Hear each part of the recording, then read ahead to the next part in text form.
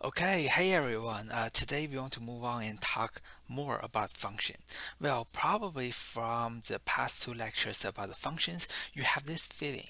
If a function can only do one specific thing, and then well, the flexibility of this function is very low.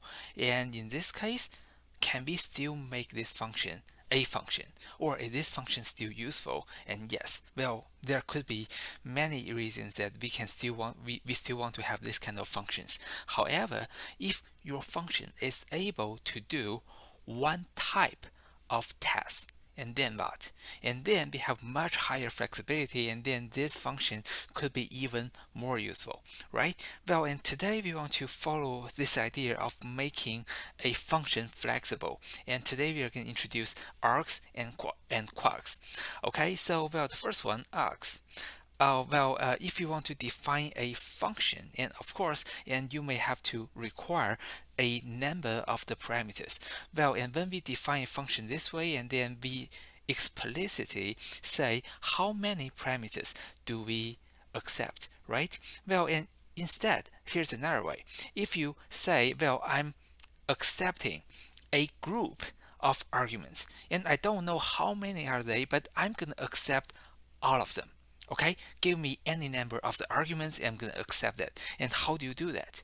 And the first question is, well, you may ask, why do we have this type of the flexibility? Why do we want to define a function that can accept any number of the arguments?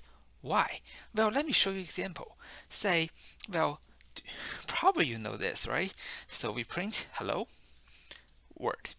Okay, and if you learned Python or any other programming language, then probably this is the programming the first part of the program you learn to do. Okay, if we run this, and of course we get hello world, and then let's say if I do this way, print hello comma word. Okay, so if I do this way, and again I got hello world. Well, and do you see it's a little bit weird? It seems that we have a function. That function is print, and this function is built into Python, right? Okay, no problem. Well, let me ask you this. How many parameters does this print function accept? Well, as we can see, it accepts one parameter. It accepts two parameters.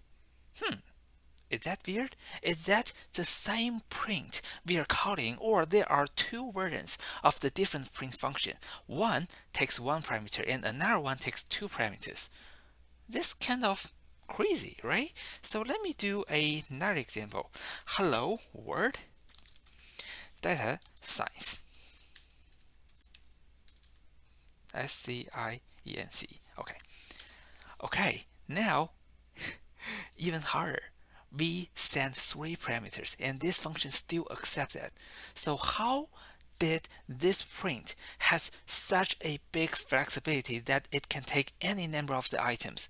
Well, one of the answer is probably it accepts any number of the items, and it doesn't matter how many items it accepts, and then it only does one thing, that is print one item, or print the first item and then add a space, print the second one, or print the first one, space, print the second one, space, and then the third one, right? So whatever number of the items this print receives, it just do the print of the items one by one.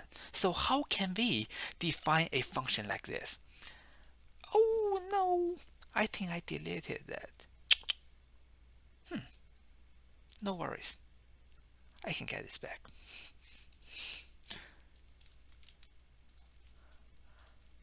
Okay, good.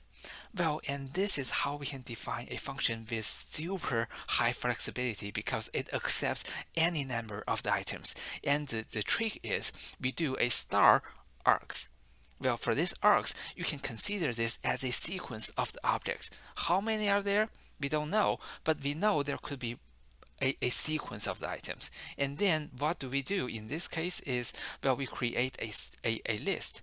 A string called hoji boji, and then for each of the item in the args, and then we just add the current item, which is a word. So we are visiting, well, for this gibberish function, it accepts any number of the items. Well, but we are expecting them to be strings. So for each of the string, and then we say that is a word.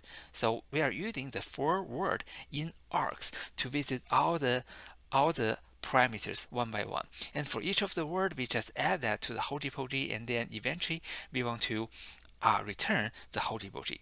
So well, if we want to call this with only one parameter, and then we are gonna print this the only parameter, which is look. However, if we want to do another function call with many items, well, by the way, they're all strings, and then we are going to trigger this part, and then we are going to visit all the items in the args one by one. For each of the word, we are going to add that to the hokey, and eventually we are going to print.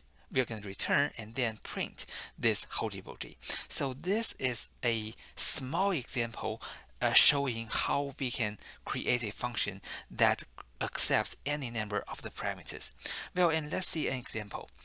Say, well, we want to do the count entries again, and remember we did that for the Twitter dataset, right? And then we want to create a function that can count the different entries for one column, or if for any other reason we send many columns. Well, and then this function will be able to count the distinct entries on different columns and then put all the value counts together into a big dictionary.